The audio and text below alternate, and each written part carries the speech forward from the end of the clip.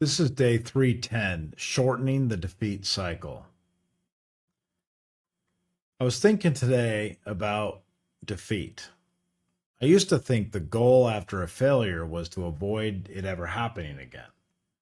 That meant long postmortems, grand resets, and promises that sounded noble but very rarely stuck. What I've learned now or recently is instead that progress depends on how quickly I move through the aftermath.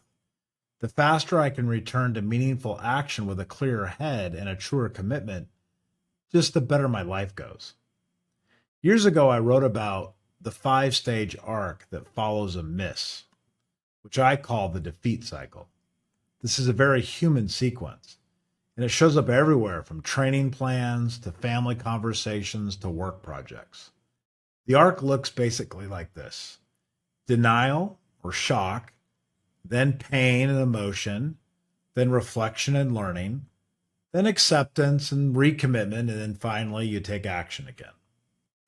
The first 2 stages can really ambush you. One moment you are convinced your plan will work, the next you are stunned that it did not. Then the sting arrives. The temptation is to camp in that sting, replay the scene over and over again in your mind, craft up explanations, make excuses, search for someone to blame, including yourself. I've done all of the above. The problem is not the feelings themselves. They are usually natural and honest feelings. The problem is turning those feelings into a residence where they lodge in your heart for a long time. The pivotal shift happens in stage 3. Reflection and learning is where you quietly gather facts, you claim what is in your control, and let go of what is not in your control. It is where you ask better questions. What can I do differently today? What was the signal and what was the noise? Then you accept and recommitment follows. This is a simple return to first principles. Why did I start in the first place? What matters now? Which small steps will rebuild credibility with myself? Finally, you move. No speeches, no drama, just the next right action. The goal is not to eliminate the defeat cycle, but the goal should be to shorten it. I call this the 2-hour turnaround or the short defeat cycle.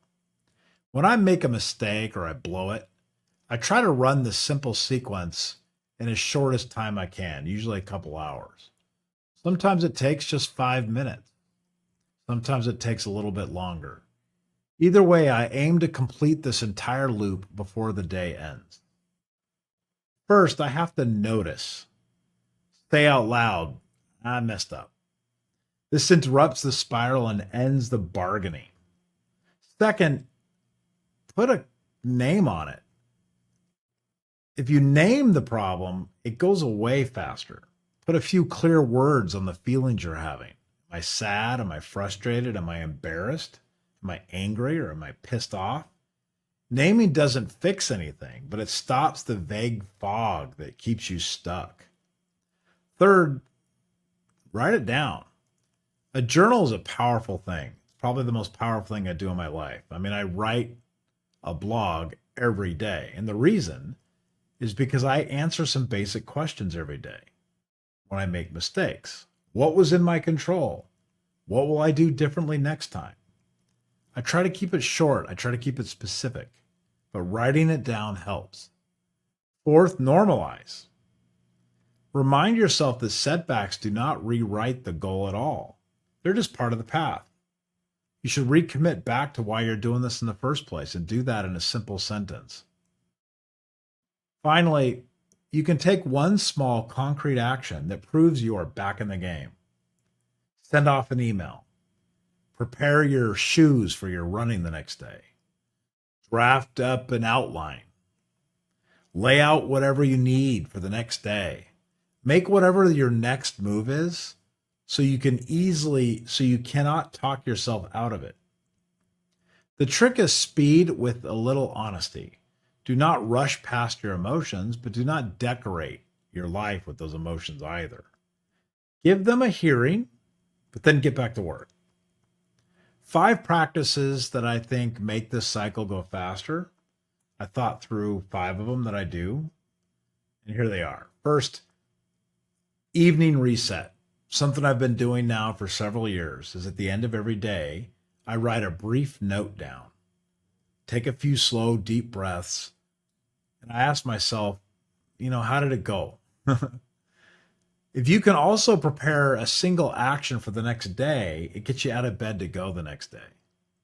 I aim to close this loop before I go to sleep, this defeat cycle. I try to close it before I go to sleep so I can wake up first thing in the morning ready to try again. Next, remember, tiny wins are a big deal. Small actions stack up. Small actions are easier to sustain and give you the proof that you need that a change is actually happening in your life. If you try to do some sweeping big motion, it's not as effective. Tracking things is way better than talking. You can blab your way and never get anything done, but you can start tracking what you're doing, such as the number of repetitions, how many days in a row, how many minutes have I spent, how many pages have I written. Numbers keep you honest, and they quietly build momentum. Accountability also should be in the open. You should share your aim with someone who will cheer for your effort and ask you how it went. This is why being married or having a significant other in your life is really powerful. Having a companion to always be with you really changes the game in your life. I think you also need to have a bias for iteration. You should treat each day as another rep. You are not starting over all the time. You're just continuing. Fail fast, learn fast, move fast. The point is not perfection. The point is simply just progress. Underneath all this is a simple belief. Resilience is actually a skill. It can be practiced.